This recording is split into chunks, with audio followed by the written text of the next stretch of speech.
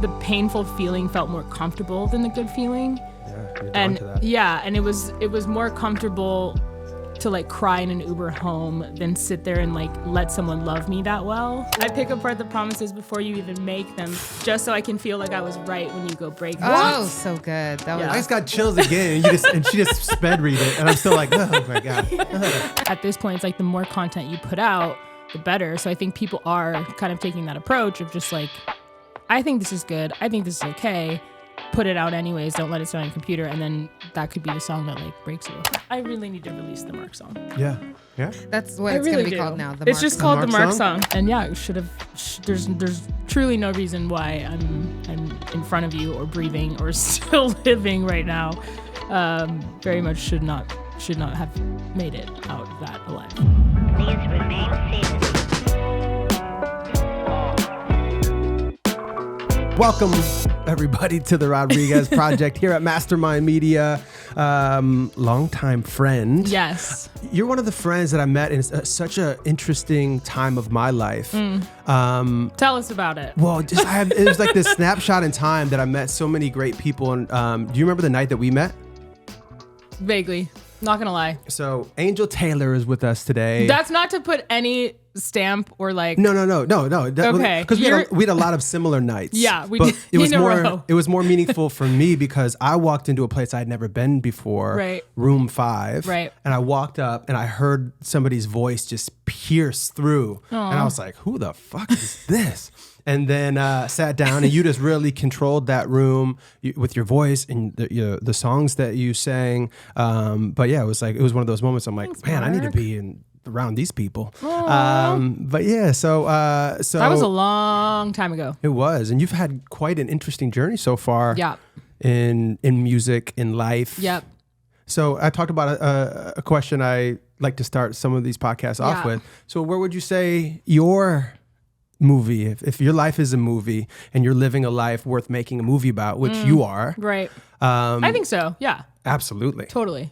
And My life's a movie. And if people don't know you, and by the end of listening to this, they're gonna be like, "Oh yeah, that's definitely." But where did it start for you? Were you always like just had this amazing voice and star quality No. talent? I mean, I think I've always loved music, like since before I can remember.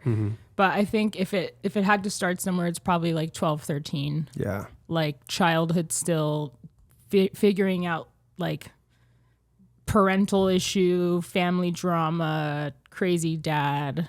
Yeah. It's probably starts there because that whole thing is why I started writing music. It was like more therapeutic for Yeah, you? it was like a therapy thing when there was no, at that time, there was no therapy like being given to any of my sisters, not to my mom, to no one. And so that was like the outlet I chose, where some would say chose me, but Yeah. I chose to pursue because it was really selfish. Like it was a selfish thing. And it started as that. And I think still to this day, like I write for others, but I really think I still write for me. Yeah. Which is so important. Yeah. I don't really do. I mean, I obviously want things to like get to the masses. Yeah, That's the and do goal. well, yeah. Yeah. But at the end of the day, like whether no one ever heard it, it's still a therapy for me in a lot Yeah. of senses. But yeah, I think it starts like 12, 13-ish. 12, 13. And did you, what was the first instrument you picked up? Or were you writing poetry? Piano. Oh, you played piano? Yeah. My sister was writing poetry. I think that was like her little outlet. And I was like, wait, I want to write poetry. And then my best friend was playing piano from like the time we were 4. Yeah. And I always dreamt of it, but couldn't read a lick. And I was like, there's no way I'm ever going to get piano lessons that cost at the time probably $100. Yeah. But that was a lot. That was a lot of money. It is, yeah. And Especially you yeah. can't just go once and then learn it all. Exactly. That's like once a week. Exactly. Now You're you're like, it's not like, just 100. Do I want a It's Tesla? 100 every time. Or I want to learn piano? Exactly.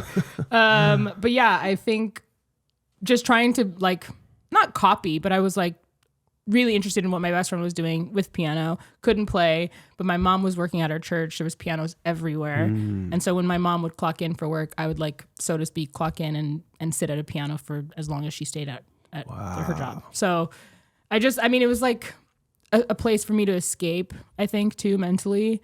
And so the poetry I was writing, trying to be like my sister, I just kind of merged the two things. And then I was like, wait, this is a song. I'm good at this. And this is right. Yeah. My mom was obviously affirming me like from the beginning, just She was supportive. Yeah, but I just didn't, I never thought like, oh, I'm going to take this somewhere. I'm going to like pursue this. I was very much like, my mom is congratulating me for like doing something. And she's of course going to tell me it's good. She's not going to be like, that's terrible. Right. Actually, she would have told me if it was terrible. She would have? My mom's honest. Yeah. See, that's the thing. Well, yeah. And she would have said like, that's not that good. Yeah. I think she really meant it. Keep practicing. Yeah. See, my parents were always super supportive. Yeah. I was always in sports, and then I was like, wait, I fell in love with drama and acting and everything just by taking it accidentally, pretty much. And then I was like, wait, I really love doing this. So I don't know if it was that they just didn't know if it was good or not. And I definitely showed some talent. Yeah. But I look back at my stuff back in the day, I'm like, ooh. It wasn't that great. Yeah. But at least I was like hard-headed and like, destined to move to LA and create a career. But so what was the first song you wrote? You remember? Gosh. I don't remember the name, but I vaguely remember it. Chai tea latte? It was not chai tea latte. You're just like the first song I wrote, literally, like, I think it was like something very silly. Yeah. Like it wasn't a serious song. And then I think after I had a notebook, literally like full. I mean, it was like stacked of just page and page and page of like song after song after song. Most of them were terrible. Yeah. I think the first song that I remember like writing and feeling like really good about was probably Best Father Around, and that's a hidden track on my first album. Really? Yeah. That I felt was like the first time I was like, wow, this feels like I'm burying my like myself in a song, and like. So then you buried it in your album, so no. And then I buried it in an album, so no one would ever hear it. Hide myself. No. How is really it hidden? It's in the track. last track, and you just have to keep listening. Yeah. How far is the break between? I think there's like probably a 45-second pause. Yeah. Yeah.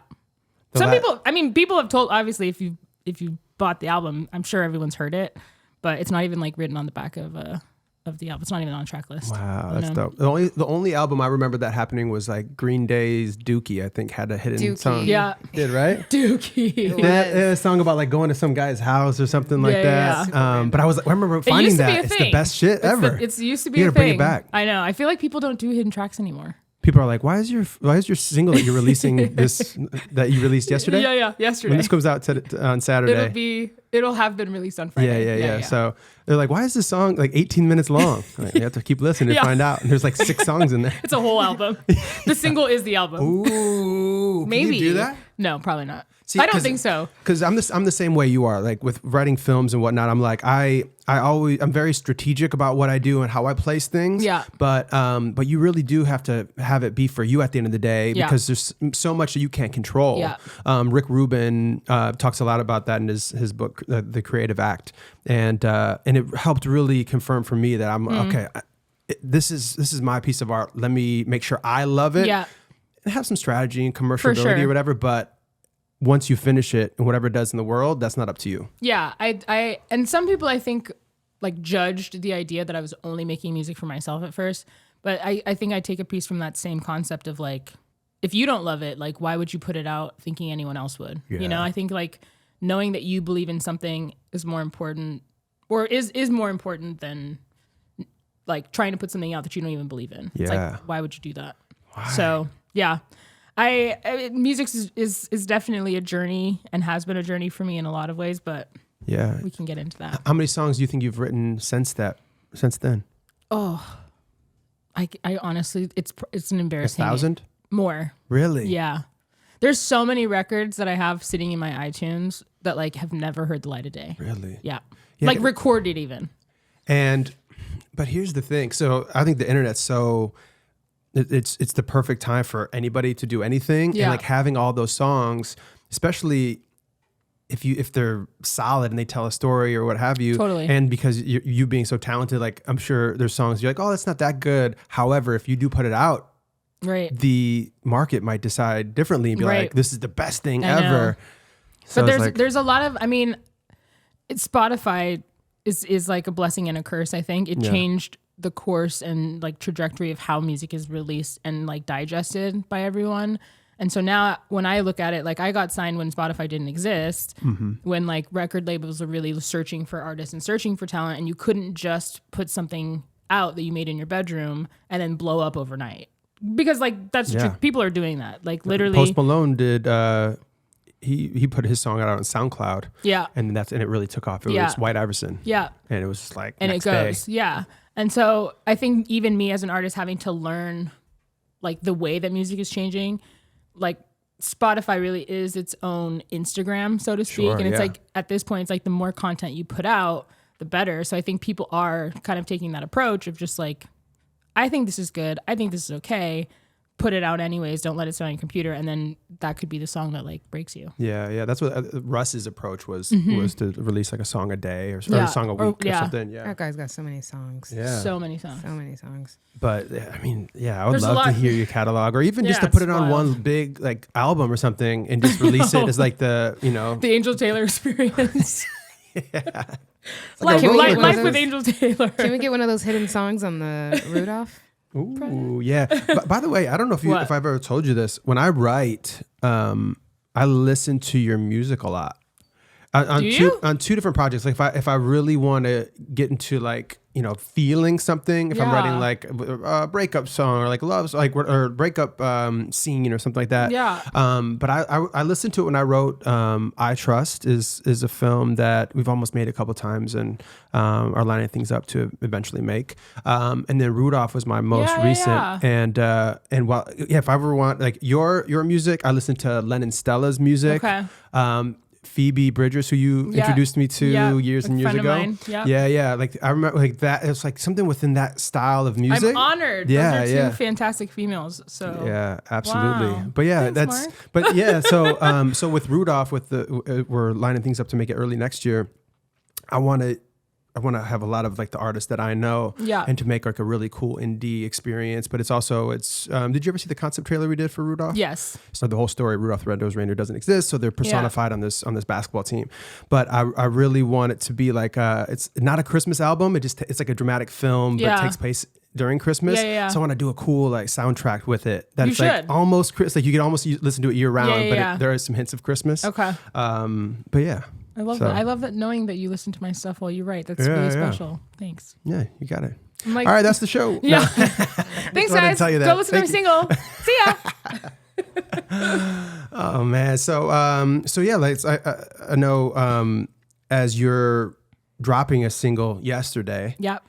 So what's going on in your current world? What is this song about? Are you doing singles now? Are you going to eventually do another album? Yeah. I mean, Come- I like- feel like I've been a really terrible artist in the last handful of years, not because I haven't been creating, but I just haven't been taking my creation and like putting out in the world, not selfishly. You're prioritizing something else? Right. Never that. Never that. But I have a handful of people that have perpetually asked me like, Angel, when are we getting more music? Angel, when are we getting more music? And I think a lot of it had to do with waiting for producers to approve things, kind of having publishers hold stuff back to be like, oh, maybe Rihanna's going to cut this. Maybe Selena Gomez needs this. Maybe we need this for a show.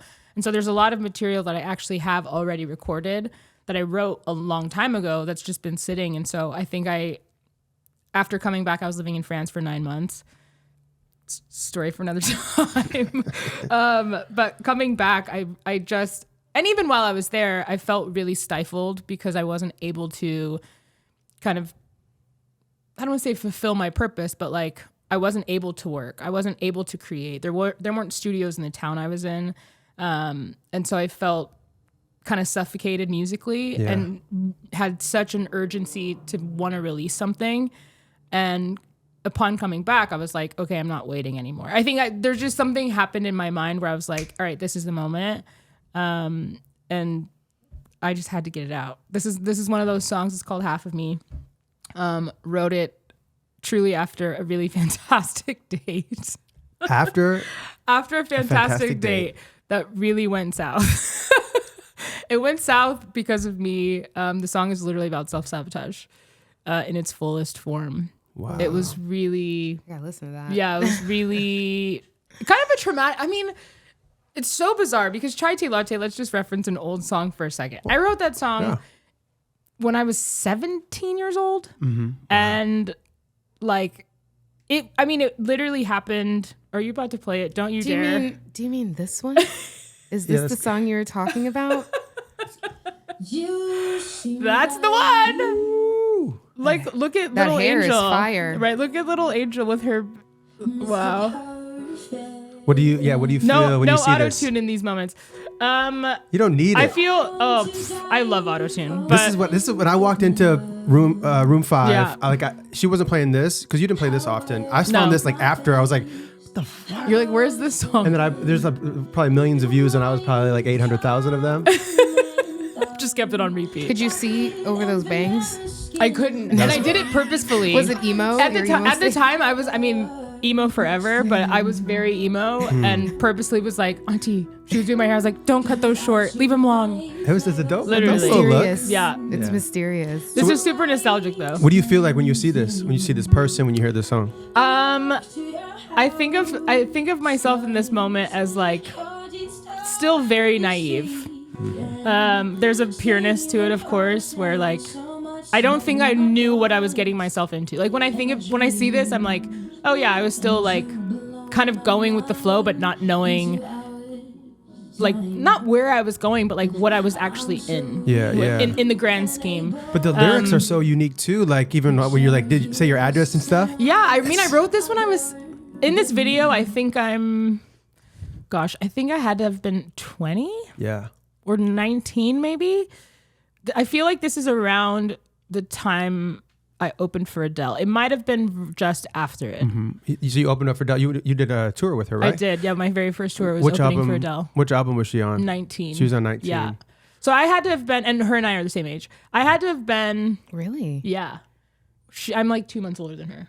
I know. I think I was at least 19, I think, if memory serves. Yeah. But I wrote the song when I was 17 years old or 16. So that's the thing with music too. It's like I've lived with a lot of my stuff for a way longer than the listener has. Yeah. And, simultaneously with the song I released yesterday, it's like I've had that song. That date happened in 2019. Oh, really? We're in 23. Oh, wait. I was thinking this is part of like the this is not the French. No. That's a different I haven't written about France yet. No? No French That's songs. gonna be a fire album. Yeah, I think Yeah. it deserves an album, and no French songs just quite yet.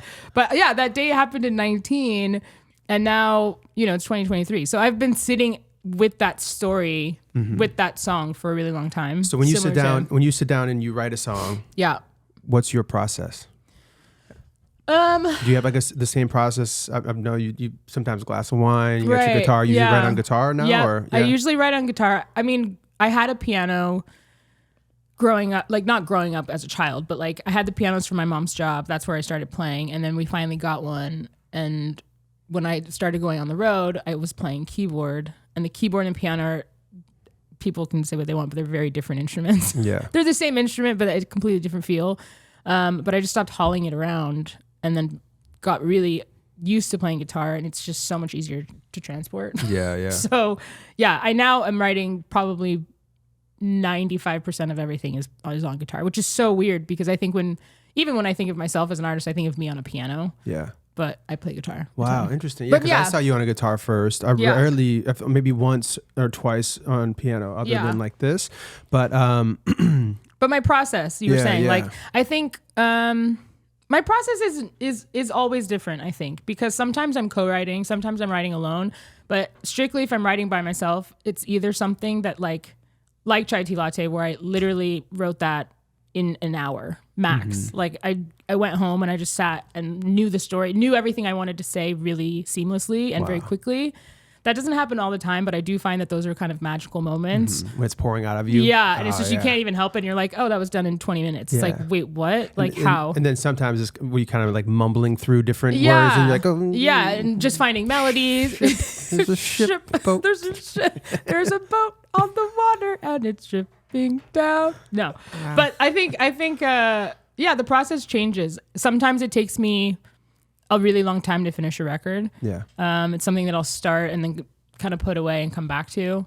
But usually the things that I shouldn't say that. I was going to say the things that I'm most passionate about are things that kind of happen in those magical moments. But there's other records that I've taken a really long time on that I think are still special. But specifically for the song that I dropped yesterday, that was one of those magical moments where I literally, the date happened, I cried myself home in an Uber and wrote the song the next day. And it was like literally, I sat with the guitar with my friends Brian and Steph, and they're like, so what do you want to write about? I was literally going into a session that my publisher had set up, and he was like, Ange, go write. And I'm like, okay. I was like working a part-time job, went to the studio after, and I mean, I'm someone that takes like their emotions with them in every situation, which maybe helps the writing process because I am so honest that like I couldn't help but like divulge like, guys, I blew it. I went on this date last night. And literally like I started playing the guitar riff and it just poured out of me. Do we have to hear the song to know the story of your Sabotage date? Kinda. We could play it. Right now? Yeah. That way we have more time and I can bug you to play something else later. You're like, we're going to get 2 songs out of this podcast, like, how many- guys. Not just songs? one. Angel Taylor experience. I don't want to say that art is therapy, but a part of me really does think that like through every artistic expression, it's just like self-help. Yeah. Like even for painters, right? It's like they're just getting something out. Well, there's a lot of people with PTSD Yeah. that they go and veterans will go and like do art or paint or something like that. And, Yeah. then it'll start to break their mind up. And then the doctors can actually work with them because they were so closed off. Yeah. That opens it up in a way. I really think So- that's like, I don't want to say half. I think it's like more than half of like, I mean, at least it is for me. 100%. Like, granted, I think that I have a good voice and like I can write an okay song, but like, I really think it's like a therapy thing. It's like being able to like verbalize whatever emotion you're trying to process that you like, and doing it in a way that other people can enjoy it. Obviously, that's the goal. But like, and when you're in an emotional state, you can access them quicker. exactly. And then, because are you ever happy and then you hear a breakup song, you're like, oh, that's a good song. Yeah. And then you're broken up, and then you listen, you're like, God damn. Yeah, exactly. Yeah, it's too hard. It's too hard. Then you listen to it again. It's Yeah. like that's how I listen to Chelsea Cutler's stuff now too, and it's like you know Chelsea Cutler. Yeah. And her music is like it's there. It's there. It gets there. And honest, I mean, a great song is always an honest one. Yeah. So it's like you can't help but think that person was processing some honest emotion. Yeah. So Speaking anyway. of honest emotions, Yeah. how does that sound to you? Yeah, that send sounds to- great. Yeah. You can hear it. Oh, So what is this he's song? gonna hear this. He's gonna hear this for sure.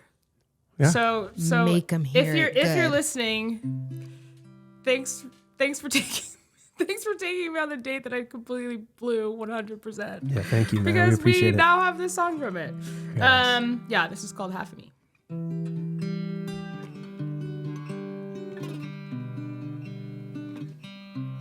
Don't want this to be over. Don't wanna run for cover. But inside I'm really shaking.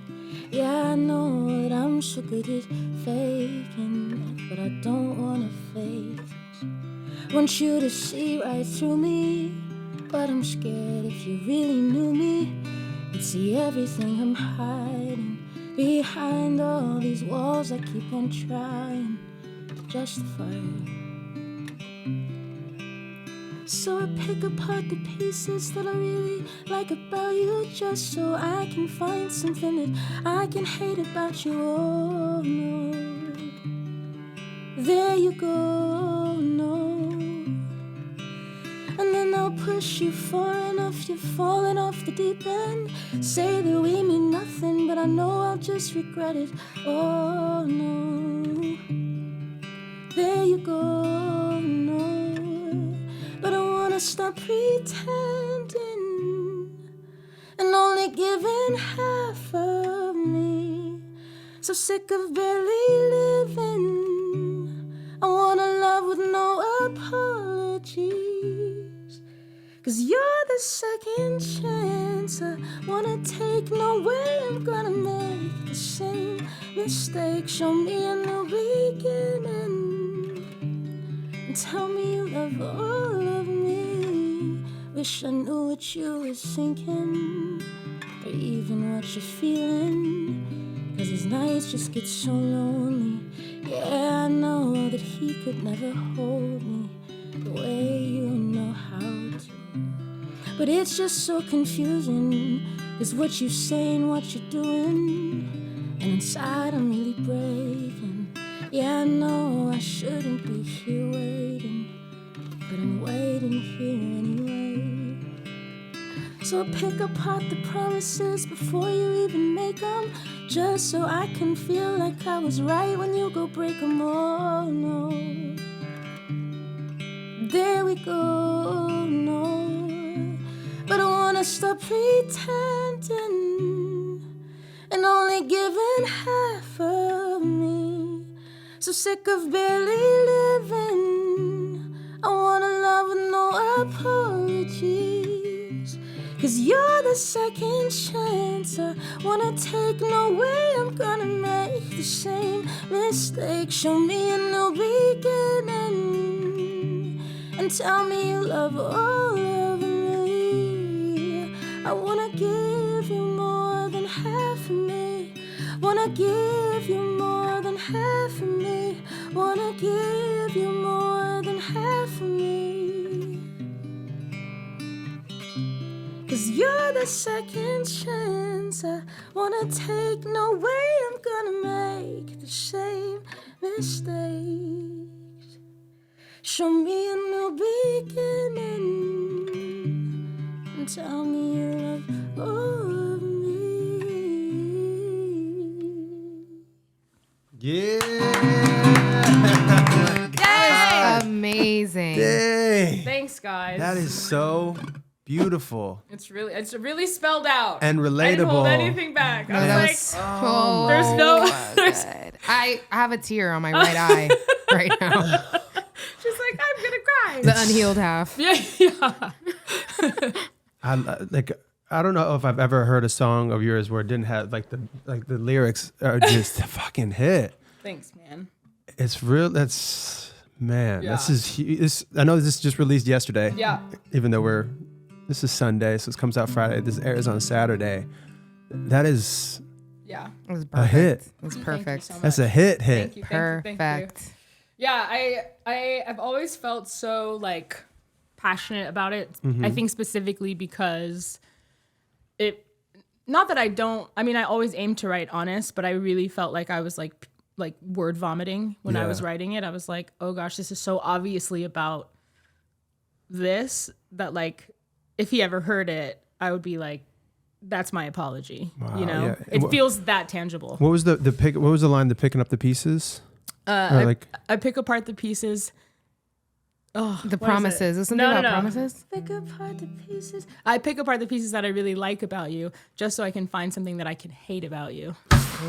And then what was the one about the promises before you break them? Yeah, I pick apart the promises before you even make them, just so I can feel like I was right when you go break them. Oh, so good. That Yeah. was. I just got chills again, and she just sped read it, and I'm still like, oh my god.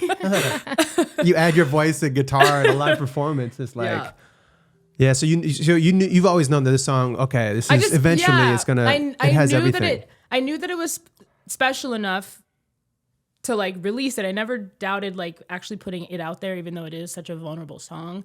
But I felt compelled to like, if I were gonna pitch it or like have someone else sing it, that it had to be the right person. Like I felt very kind of protective over it. And I think over time it's so me that I was like, there's no reason for me to wait on this. Like, I feel like it's a story that needs to be heard. I think so many people can relate to this feeling.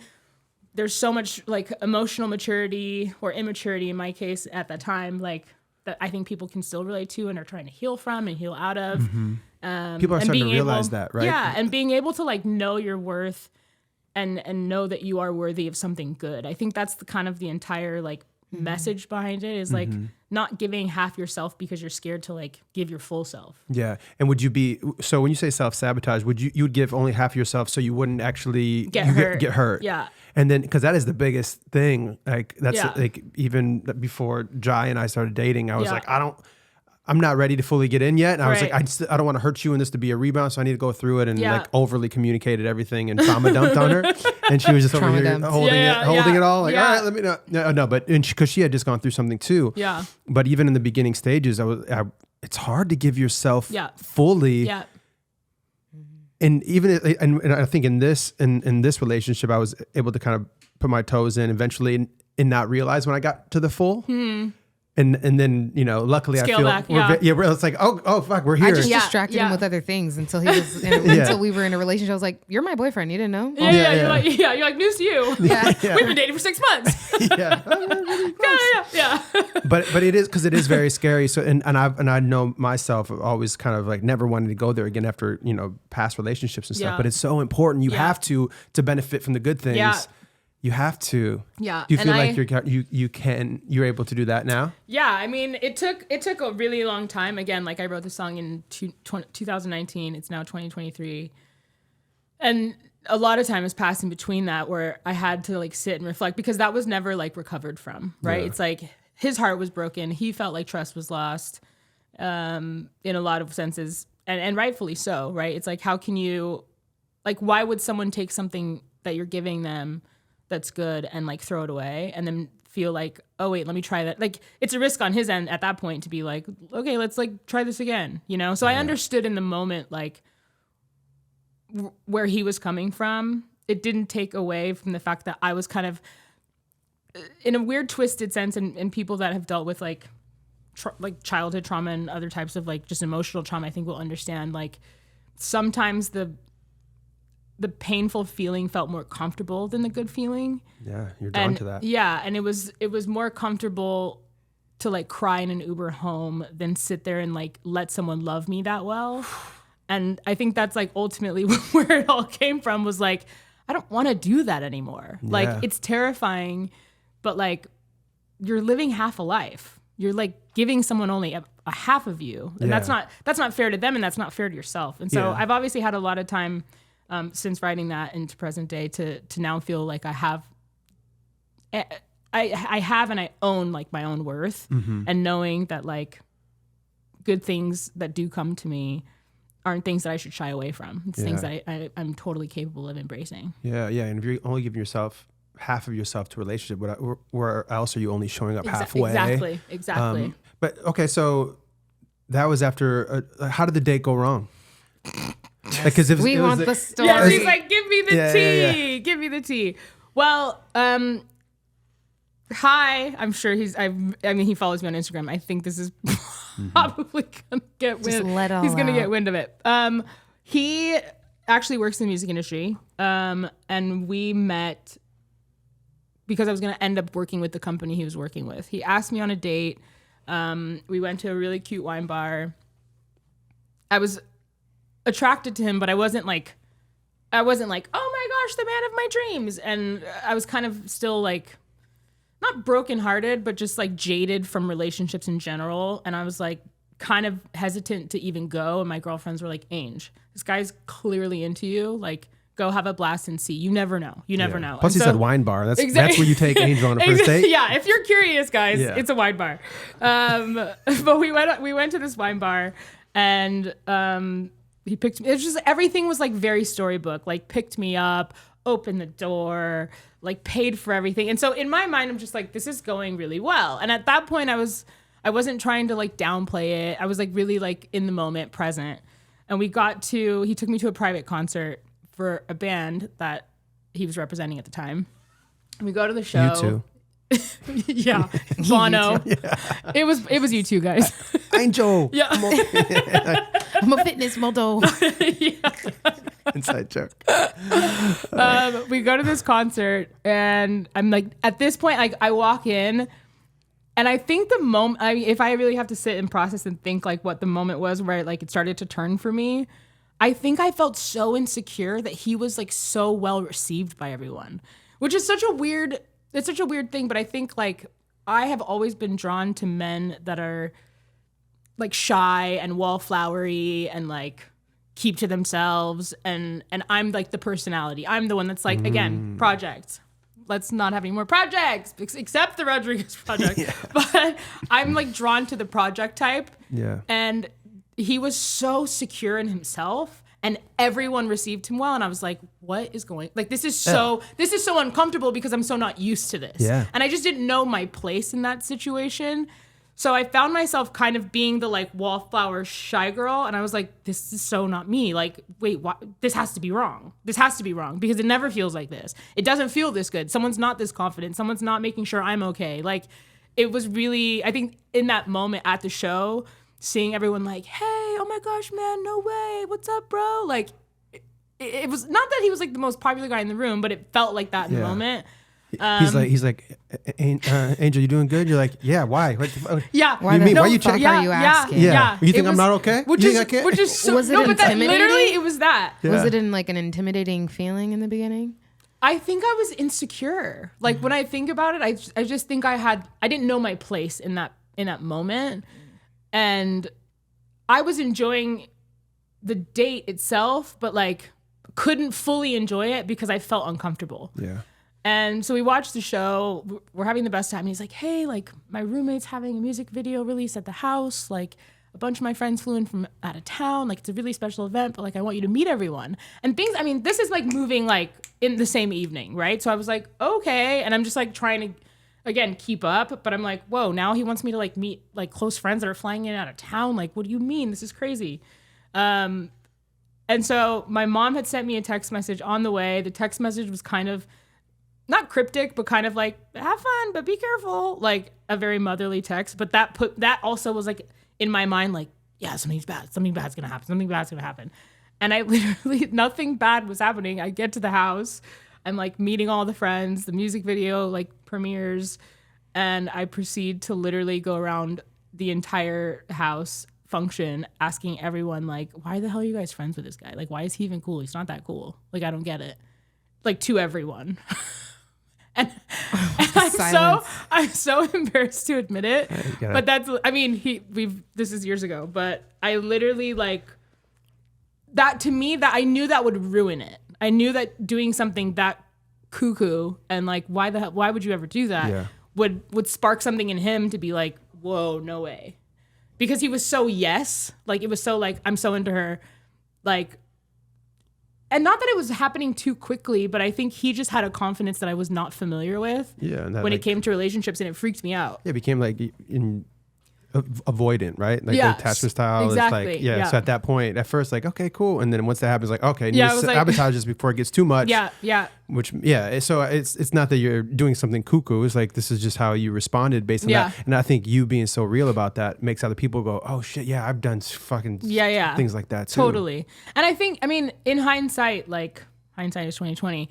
I don't look at that behavior and say like, Angel, what the hell? Like, I understand it. And when I was able to finally explain it to him, he understood it, but it didn't mean that his heart was less broken or like he was in a position to be like, okay, I like trust the wind. Like, let's do this again. You know what I mean? Like he still had to protect him as well.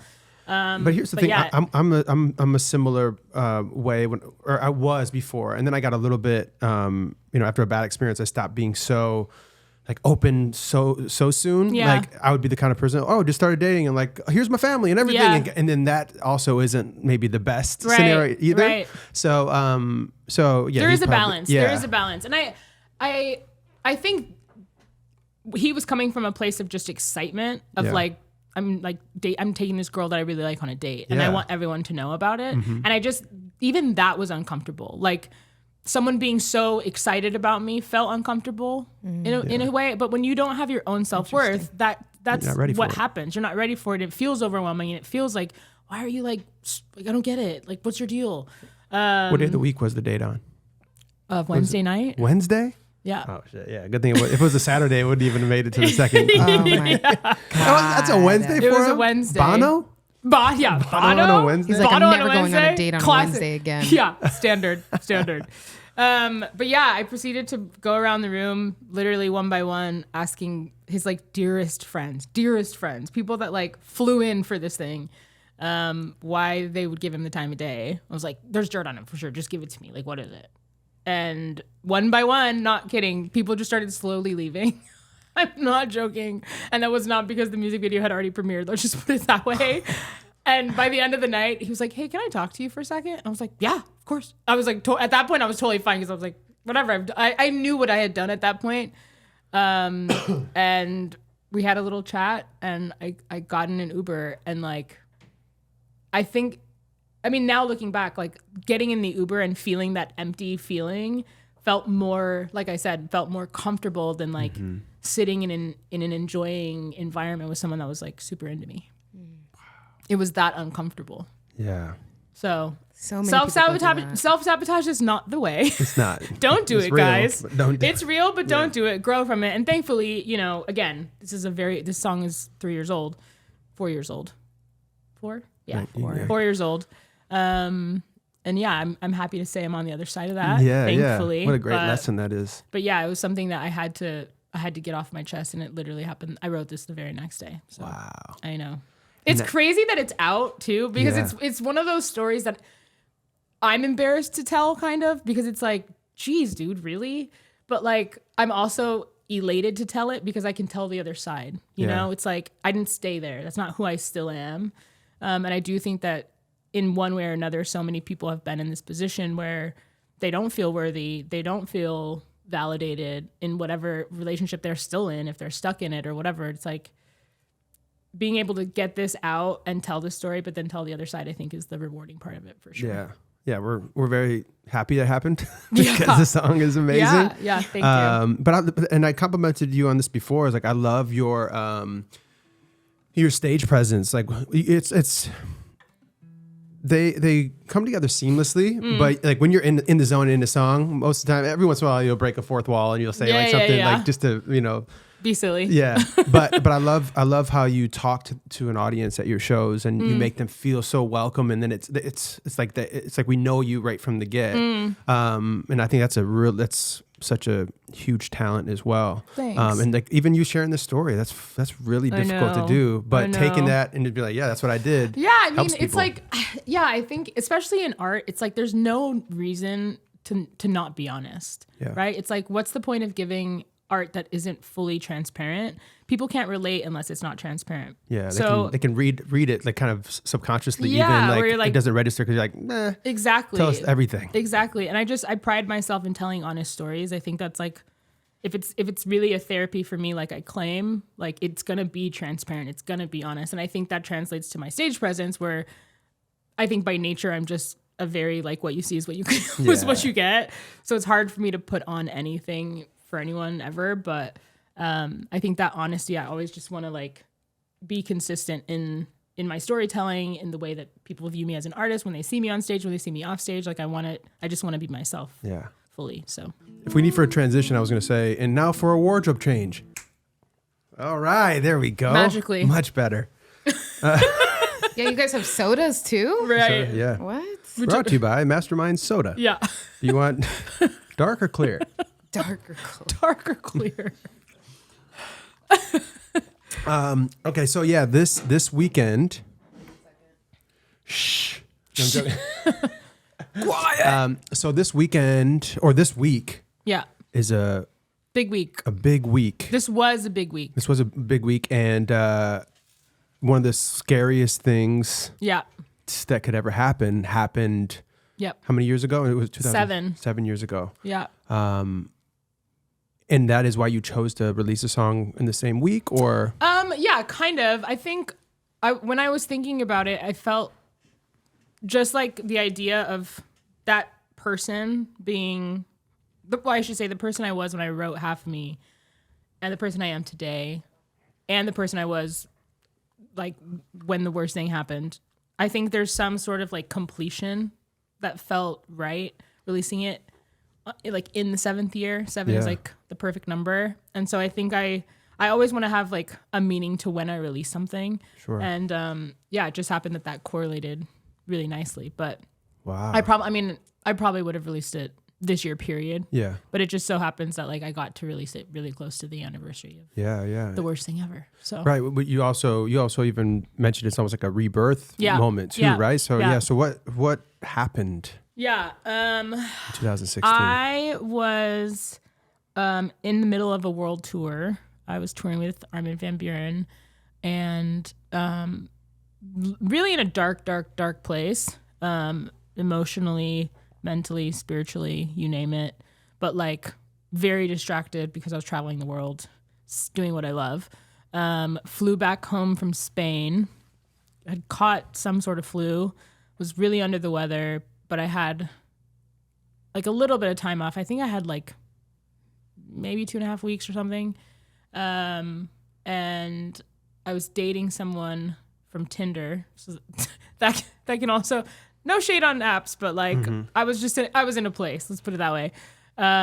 Went to the studio, met up with him, ended up going out for drinks. My friend was the sous chef of Mohawk Bend, invited us out and was like, come, like, I'm going to feed you till you can't see. I haven't seen you forever. Went down there and ended up staying till close. Drove home and got hit by a drunk driver. But I was also drinking. So it all kind of like played out not in the best scenario.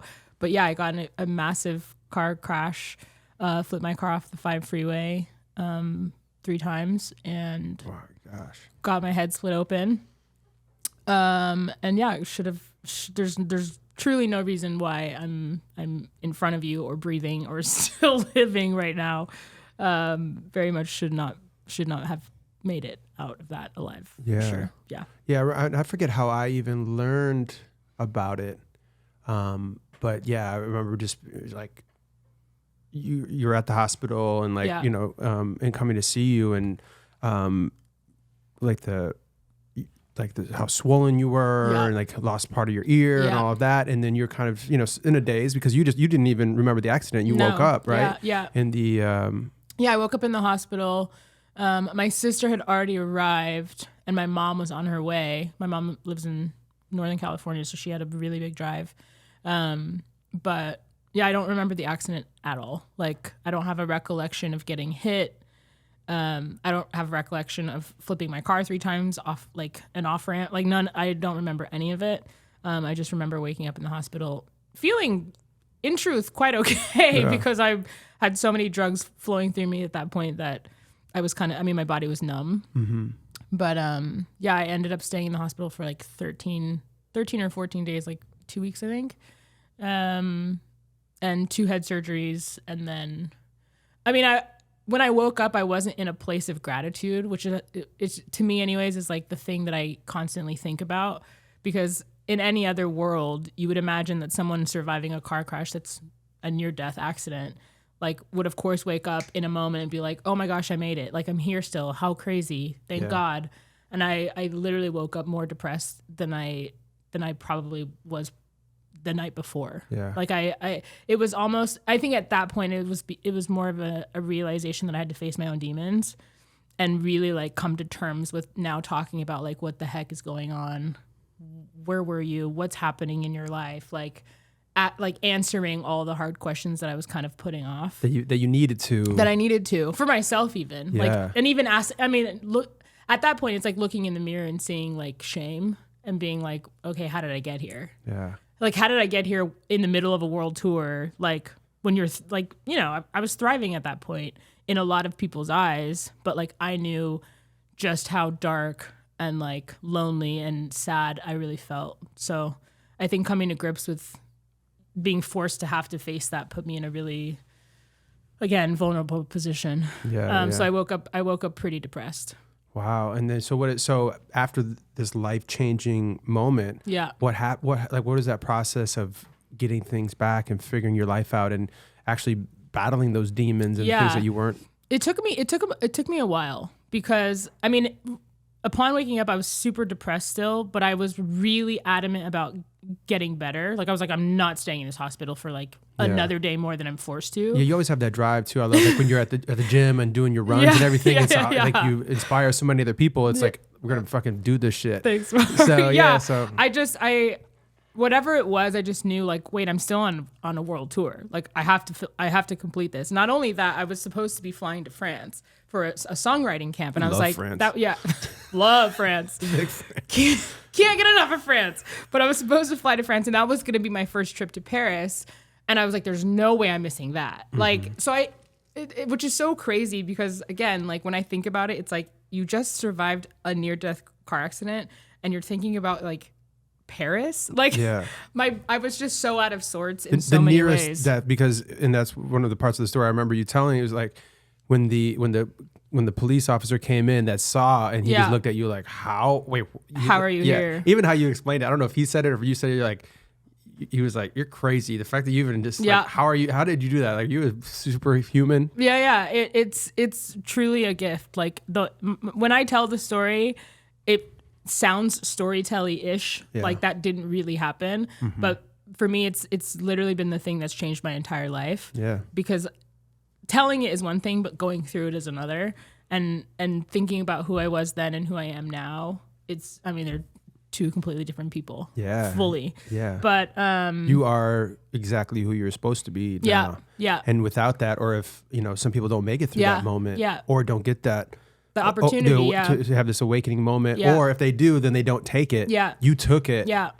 And now it's just like, you can't be stopped. Yeah, and I think too, like there's so much to be said about like not even just trials, but just like hard moments in life that like really shape you and make you the person that, like you said, the person you're supposed to become. And I just feel now, obviously looking back, obviously I have immense gratitude to God just for surviving that, but like building a relationship with Him, like how that's translated into my own relationships with my family, friends, relationships, period. Like it's taken me a long time, but there's been a lot of growth from that place. It's like when you're really at your lowest, when you're really at rock bottom, being able to like now look back and see like, wow, rock bottom was a gift. Yeah. It's not as horrible.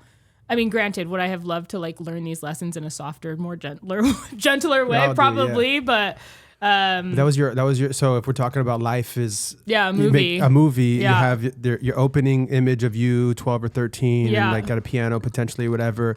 You have the fun and games moment, right? Like once you decide to go on, you decide to go on a journey, you eventually do. Now you're on tour, you're on a world tour, everything, Yeah. the fun and games part. Yeah. But then you have the all is lost moment Yeah. where typically you lose even more than you could have if you never went on the journey, right? Because now you had all the good times and the perfect life from the outside, but now the all is lost moment where you literally lose everything. Yeah. You're swollen in like, in a hospital. in a hospital, second head surgery. And then you have that choice and to overcome it. And Yeah. now we're going into Yeah. Act 3. Exactly. It's about to fucking go Yeah. down. Releasing the song, Exactly. more tours. Yeah. So- It does. And I've always celebrated it as a birthday. Yeah. Because I really do feel. love that. Yeah, I really do feel like it's like it was another chance at life. And really living in my purpose. I think, again, like I would have loved to have learned this in a different way, but I'm thankful. I would never wish my accident or anything like it on anyone, but I do look at it as a form of gratitude, or with a form of gratitude, because it's shaped everything positive for me thus far. So Wow. it's pretty groundbreaking. But I was adamant to get to Paris. Adamant. Yeah. I was like, there's no way And I'm did you staying go? in this. And I went. You went. I went. remember, I got cleared to fly from my surgeon 2 months later, and it was like a week before we were supposed to leave for Paris. The flight sucked, as you can imagine. Oh, because of the pressure Because and of the everything. pressure. Oh. And I didn't even think about yeah, that. yeah. The pressure was a flight where it was basically like constant pain. And that's constant pain for 10 hours. So it was pretty gnarly. But yeah, I went on the songwriting trip. Literally everyone was like, "How are you here? Like, what?" Like fully. I mean, I still was swollen. Like I had a drive to not sit and sulk for whatever reason. Like I think to me too, it was like music has always been a happy place for me. And I was in such a desperation of like needing happy in whatever form I could get it, even though I knew deep down how depressed I was like, that's a happy place. I have to get there. I don't want to stay here. I don't want to and truly, like, and no knock to the songwriting camp, it was amazing, but like I think the part of why I was so adamant to go was to not still face the demons that I knew I had to eventually. And that's why I said, like, it took a long time for me to finally get into therapy, which is ultimately what I ended up doing. Best thing in the world. Everyone go to therapy. Everyone go to therapy. Everyone go to therapy. Yes. Everyone. Everyone. Everyone. Why are you looking at me like that? I go. Mark's like, what? I'm a therapist? twice. Yeah. I go. But yeah, I mean, my therapist is the same therapist I've had. I've never gotten to You another found one. You found a great one. Yeah. Yeah, and instantly I took one meeting, and I've never looked for someone else. I never went like second guessing, and I've been with her for now 7 years. So, and it's hard work to like sit and have to kind of answer the hard questions of like, where's it stemming from? Where's the pain coming from? Patterns. What's the pattern and why? And there were some sessions I did in that first year where I just sat and cried and said nothing. Wow. And that's how I took up my 40 minutes. Like I was like, I've got nothing today. And she let me. And I think you have to obviously find the right therapist, and everyone needs different things. But when you do find that right person, it's life-changing. Yeah. It really is. We just found a couples therapist that we fucking love. Okay. She's just, like I have my therapist that I go to individually, but our couples therapists are like, oh my God. Yeah.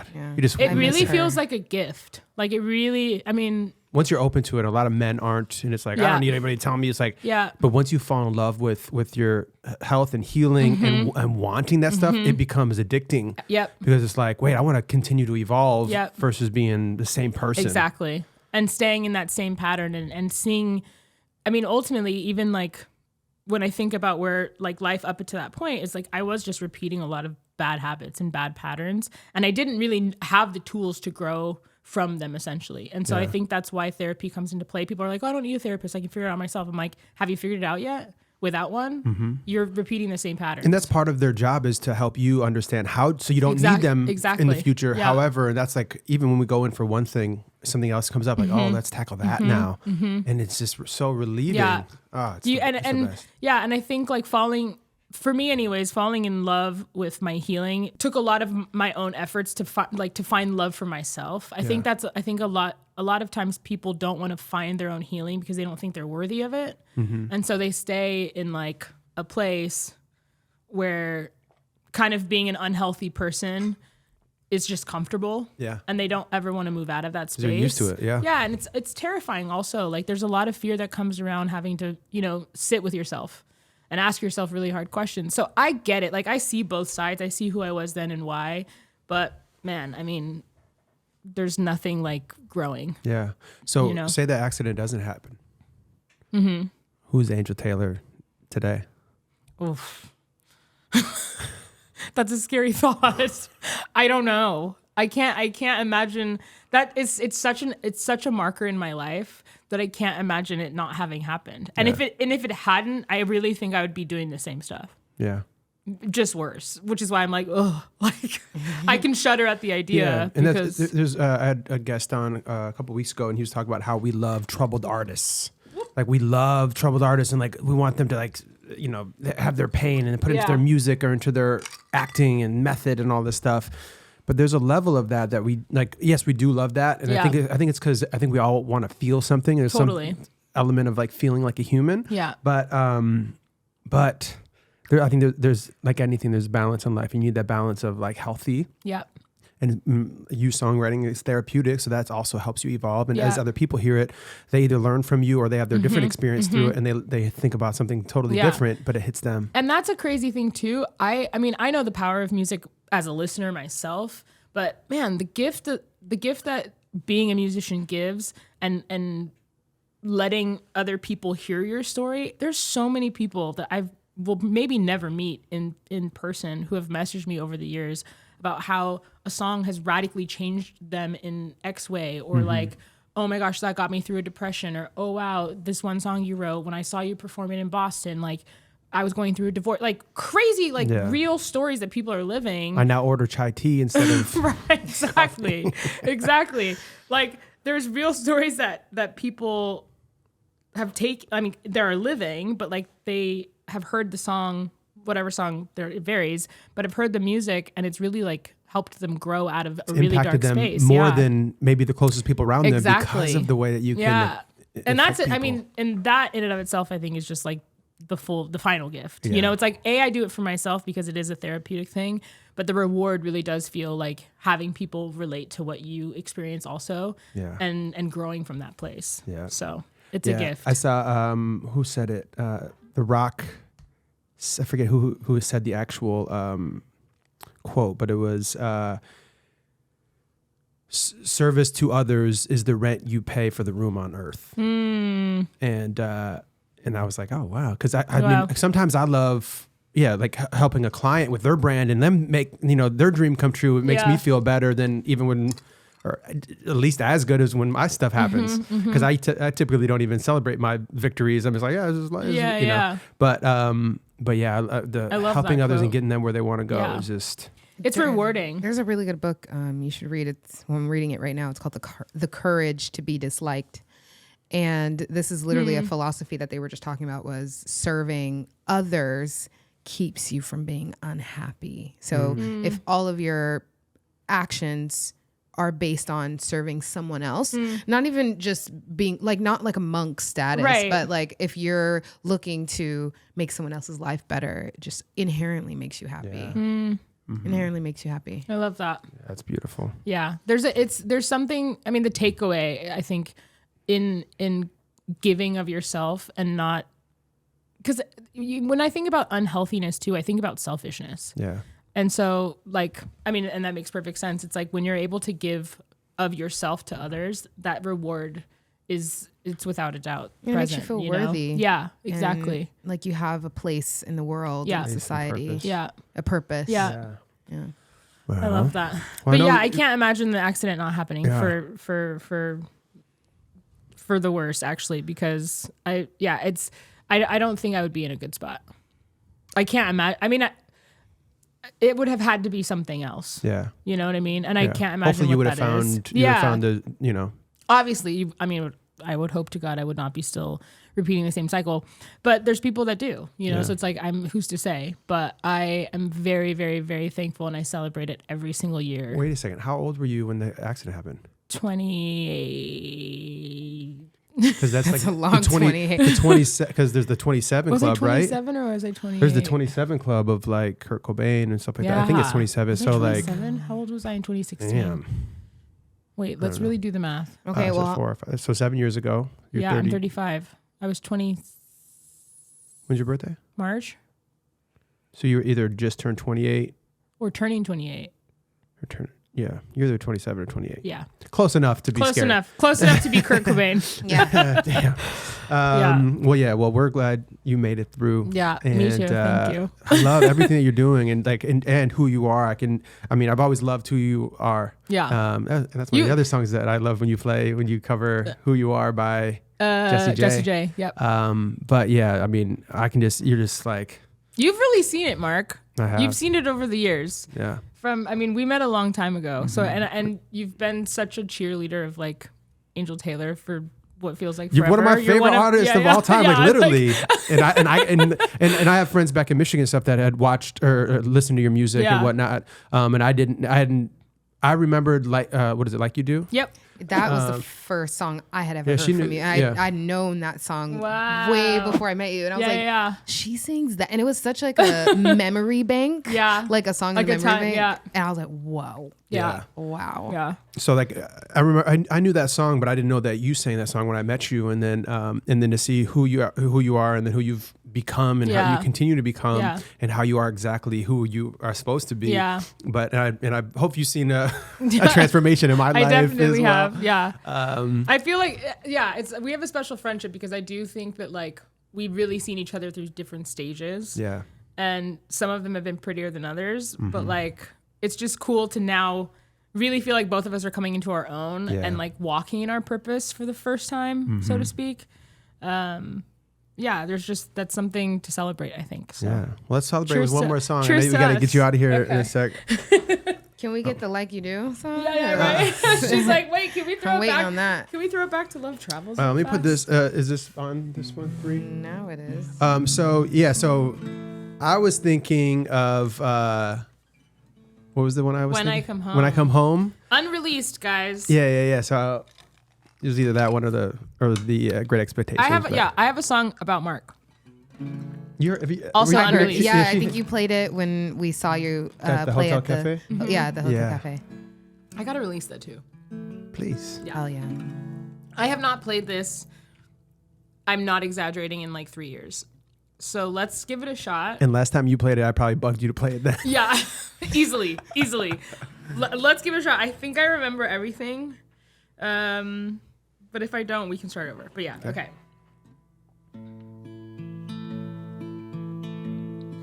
When I come home,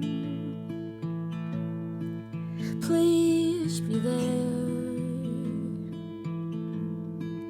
Please be there when I come home. And when I come home, climb the stairs to my room, or will you cuddle with me till some next week's afternoon? 'Cause baby, you know that I'm here to stay. Baby, you know I couldn't leave you anyway. Your love has me arrested and I've been sentenced for good. You know I've been put away. So just give me another day. And I don't know where you buy your doubts. They're like the ocean's tide, always spilling out.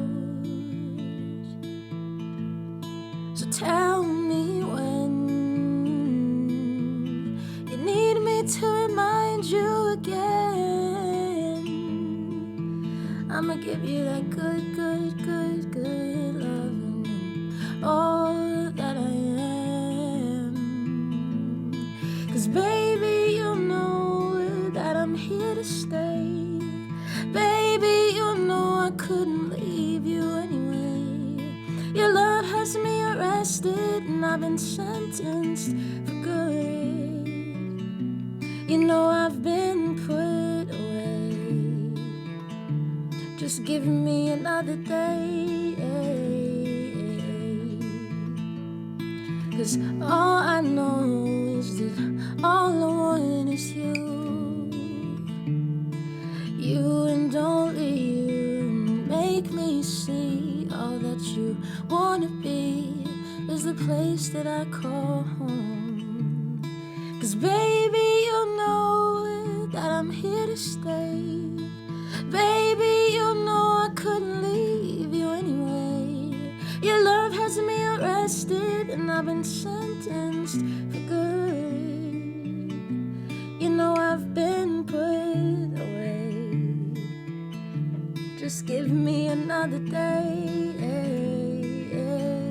Just give me another day. Just give me another day. Woo! I haven't played that in forever.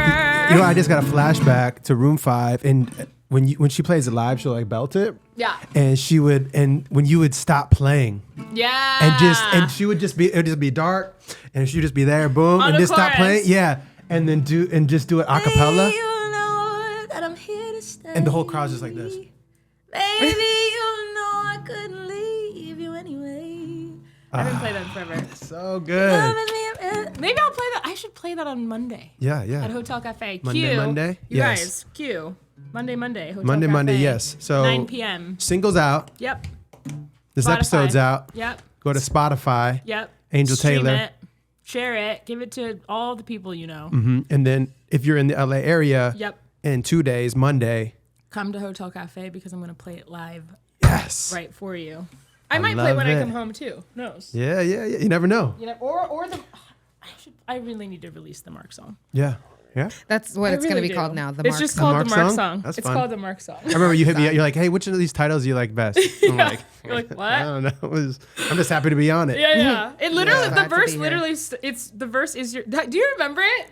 You can play the first. I mean, you can play as much as you want, but No, I just. literally. Wait. How does this? So I was when you called me when we were talking. Yeah. we weren't in this place yet. We were underneath in the apartment underneath here, and I was having like was it Thanksgiving or was it like just a regular day? You were having it was like I an had event. an event at my place, Yeah. and then but I was like so invested in talking FaceTime with Angel. I just went in my room, but everybody else was. And then the next day she sent me like a text with like the lyrics. Wow. And I was It's so literally honored. Give us a taste. it's like Mark told me nothing's for me, will miss me ever. So why am I missing the person I am? When we're together, it's like he really knows. like the verse is literally about you. So I'm something special, and you acted like you knew the same. But if I held my breath under that water, would you scream my name? And then it goes into the chorus. 'Cause I've never read Great Expectations, but God had someone I gotta Yeah. release that So song. good. Let's do That it. verse is literally you. Thank you. I was so honored. That was I love that song. Me too. I gotta release it. What am I Yeah, doing? yeah. See what I'm saying? We're that's- walking in our purpose. I would like when you release When I Come Home. Yeah. You should let me direct a music video. Okay. We should And do like I'll a style it. artsy. That's a deal. Look at that. Boom, boom. Bam. Got Okay. 2 people already. Why do you have a treatment for it? No, I literally You love- yeah. I picture it. The stairs and everything. Yeah, the stairs with like candles on it Yeah, and yeah, stuff. yeah. And then like, I don't know if like, there's a lot of artistic ideas going through my head. Okay. When was the last time you did a music video? 2009. I think it's time. It's probably time. I think it's time. What song was that for? Like you do. Like you did. Oh my! I love that music video. That was actually So such a catchy. fun Vibes. experience. Yeah, yeah. I Very loved, Colby Calais. I loved shooting that video. It was so pure and sweet and fun. Yeah. And obviously my first experience ever being filmed while playing something Yeah. like in that degree. And you wrote that with Michael Blue I thought it was and Jason Reeves. Jason Reeves. Yeah. Yeah. And I was always a big fan of Jason Reeves and his writing. Yeah. Permanent was one of the songs, and I was like, that's why I Jason's heard his stuff. that Yeah. record is Yeah, it's ridiculous. crazy. But then when I found out that then I was like, oh wait, he was on this, and it was what a time. yes. What a time that was. But Half of Me is out. This podcast episode is out. I'm playing Hotel Cafe on Monday. Boom. More songs coming soon. Yes, also. yes. So Maybe weekly if we can push her in that direction. I'm just joining the Rodriguez project, you guys. This Yeah. is us breaking it to you that I'm I here love every it. Saturday to sing a song. You are always welcome, and I'd love the idea of doing a little, maybe an early wine night or a different kind of little I music night here. Let's do know. it. We really should. Yeah, done. Yeah. Okay. All right. Well, thank you so much for doing this. Thank so tell you so much everybody. for having me. Everywhere was it Angel Taylor? Angel Taylor everywhere except Twitter, but I don't use Twitter, so don't follow me on Twitter. It's not even called Twitter anymore. It's, not, so. it's called X, called X, exactly. yeah. I don't Yeah. use X, but yeah, everything is Angel Taylor, Spotify, YouTube, Apple Music, you name it. Boom. Instagram. Follow love me. it. Tell me you guys saw the podcast. Tell me what you think. Tell me if Yeah. you've ever self-sabotaged. I would love to hear about it. Give me all of the tea. Yes, yes. I know I'm not alone in it, but And if you have other requests for other songs you'd like her to play, Yeah. we'll have her back and we'll play the ones exactly. in the Yeah, comments DM below. Mark too. Bother him about it. Yes, please do. Well, thank And you I'll so be back. much. I love Thank you. you. Love I'm you so too. proud of you. Thanks so And that's it for the Rodriguez Project. Thanks, Jai. Thanks, Jack. Welcome. You're welcome. This was great. Yes, was follow you at Jai Ma Official. Myself at Mark Rodriguez TV and Mastermind Media everywhere. Yeah. We'll see you soon. See you soon. Peace.